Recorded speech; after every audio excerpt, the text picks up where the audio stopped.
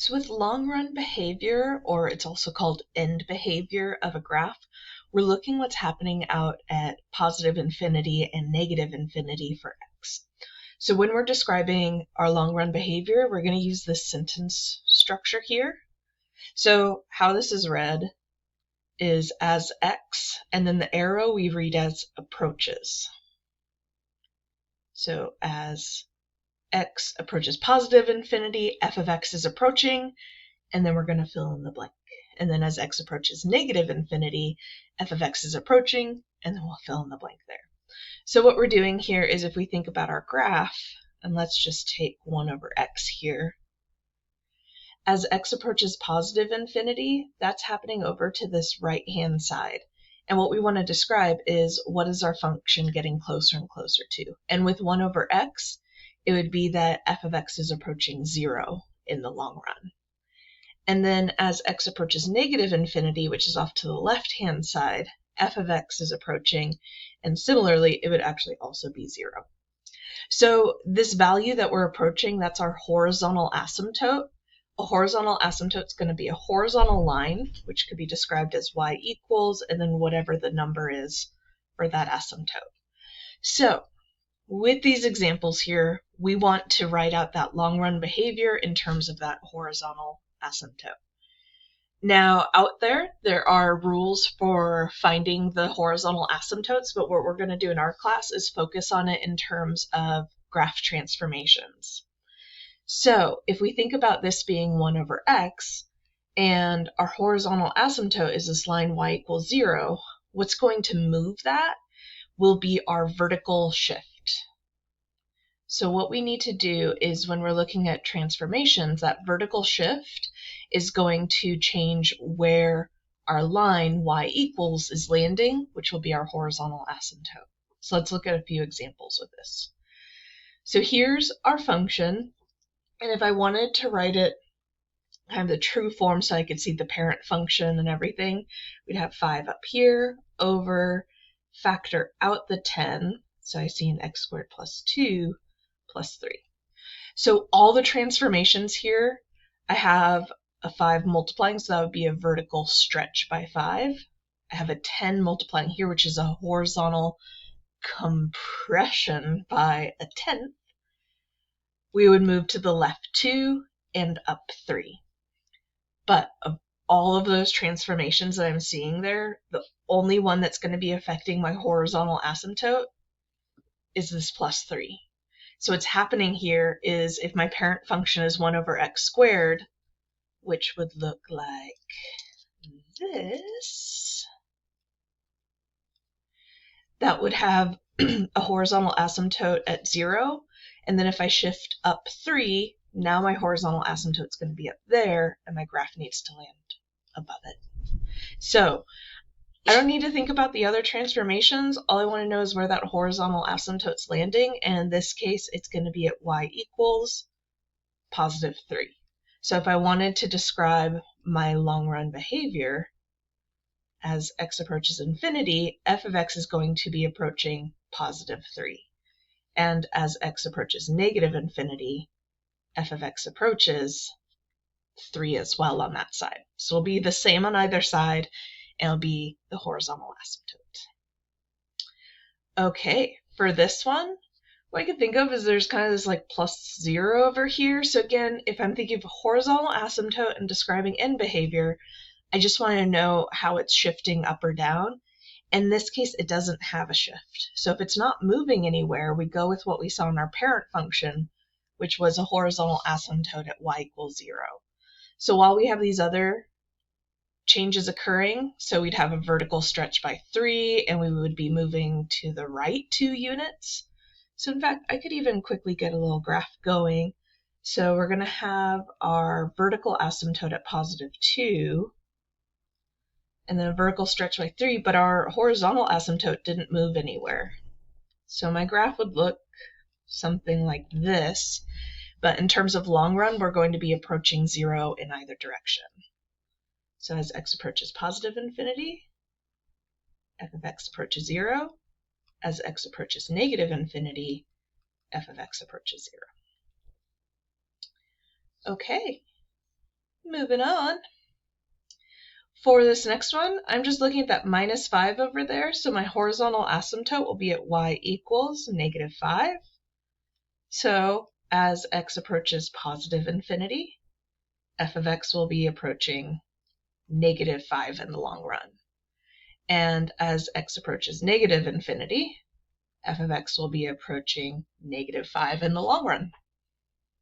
And so I basically just ignored all of that right there.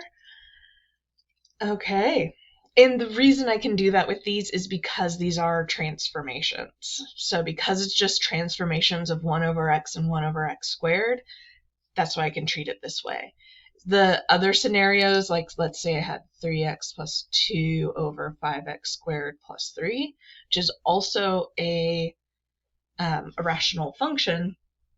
However, we would need a different rule for that one because I couldn't write that as a transformation of 1 over x or 1 over x squared because I'm seeing x in the numerator and denominator.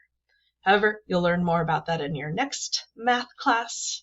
Here, we're going to focus on just transformations of 1 over x and 1 over x squared. Okay, our last one here, I'm just going to focus on that 13. So my horizontal asymptote will be at 13.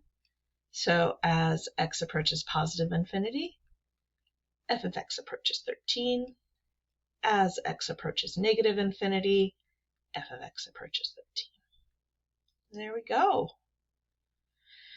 So that is long run behavior because it's what's happening at the edge of the graph. It's happening out at the positive and negative infinity sides of our x-axis. Short run behavior is what occurs more closely to the origin. So some things we'd like to describe is our vertical asymptote. So with that, that's going to be where our denominator turns into 0, and specifically the simplified form of our function. So we'd want to be careful of any holes. The zeros of our function can help us out. And then holes are going to occur when, after factoring, if anything cancels, we're going to have a hole at that location. So let's go ahead through these 4 examples here of describing the zeros, holes, and vertical asymptotes, which is also described as the short run behavior. So what I would do is I would start with factoring. So here we're going to have an x minus 6 times x plus 1 over, let's see, an x plus 4, x minus 3. So nothing cancels out here. So because nothing cancels, that tells me there are no holes for this graph. For vertical asymptotes, we're going to have 2. And what I'm doing is I'm looking at that denominator. Always got to spell asymptote a little slowly there. Okay, so what I want to look for the asymptotes is I want x plus 4 times x minus 3, and that should not be allowed to equal 0. So x plus 4 can't equal 0, which means x can't be a -4, and x minus 3 can't equal 0, which means x can't be a +3. So our vertical asymptotes are at x equals -4, and x equals +3. Those would be our vertical lines creating asymptotes. And then the other piece is the zeros, which is going to be where the numerator equals 0. So I want to look at x minus 6 times x plus 1 and see where does that equal 0. So we'll have a 0 at x equals 6, so we'll have a coordinate 6, 0. We'll also have x plus 1 equals 0, so x equals -1. So -1, 0 is another coordinate. So what we get out of this is we have 2 coordinates that we could graph. We have our vertical asymptotes, which are these vertical lines we shouldn't be crossing. And then if we had a hole, we would graph an open circle at that spot, but we don't have that described here. Okay, for this next one, let's go ahead and factor. So 3 over, and I can take out x times x squared minus 4. And then factoring a little further with difference of squares, we'll have an x plus 2 times x minus 2. So nothing cancels out, so that tells me there's no holes. If I even go ahead with zeros of this, I would have 0 equals the numerator, which is 3, and that doesn't tell me anything. So there's actually no zeros for this graph either. The only thing we're going to have are vertical asymptotes. and that's going to be where we take the denominator and set it equal to 0. So we have these three things multiplying together to equal 0. So that means x can equal 0, x plus 2 can equal 0, x minus 2 can equal 0. So we're going to get these three vertical asymptotes, x equals 0, x equals -2, and x equals +2. Okay, next up, let's go ahead and factor 3 times x minus 2 over, let's see, an x plus 3 times x minus 2. And with this one, we're going to get a cancellation. So the cancellation is for x minus 2. So what I would do is take that x minus 2 and set it equal to 0, and that would be giving me x equals 2. And this is going to describe the hole in the graph. So that gives me my x coordinate. To find the y coordinate, what I would do is get to the simplified form and plug it in here. So y is going to come from 3 over 2 plus 3, which is a 3/5. So this graph is going to have a hole at 2 3/5. And then what I'm going to do is, let's go to, order doesn't particularly, let's go to zeros, which is going to be where 0 equals, and actually we're going to use the simplified form here. So 0 equals 3, so that doesn't tell us anything. So we have no zeros. And let's see, vertical asymptotes. Well, we don't want to use that x minus 2 factor because that's where we're graphing a hole. So all we want to do is look at where x plus 3 equals 0. So we're going to have a vertical asymptote at x equals -3. So with this graph, when we graph to 3/5, we're graphing that coordinate, we'd use an open circle at that spot. And then we're also going to have a vertical asymptote as part of our graph, but we never cross the x-axis where we have zeros. Okay, last up here, here's a completely factored form. All I can see is we're going to have a cancellation here. So that tells me we're going to have a hole, and we'll have one at x equals +1. And then to get the y coordinate, what I'm going to do is plug in +1 to the simplified form, which is going to be a little messy, but we can do it. So 2 times 8 squared, so 64, so 128 over 4 times 5 is 20. Let's see, we can simplify down.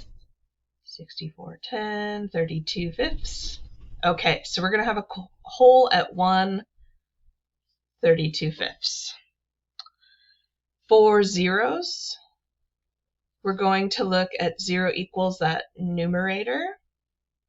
And all we'll have is this x plus 7 equals 0. So we're going to have a 0 at x equals -7. So -7, 0 is going to be a coordinate that we graph. And then for vertical asymptotes, let's grab what's left over in our denominator. So we have an x plus 3 times x plus 4. So we're going to have x equals -3 and x equals -4 for our vertical asymptotes. So what we're doing here is putting it all together. Is long run behavior will tell us how the ends of our graph behave, and then short run behavior will tell us what's happening in the middle. And with those two pieces combined, we can start to get a picture going for what this function looks like without graphing it on Desmos.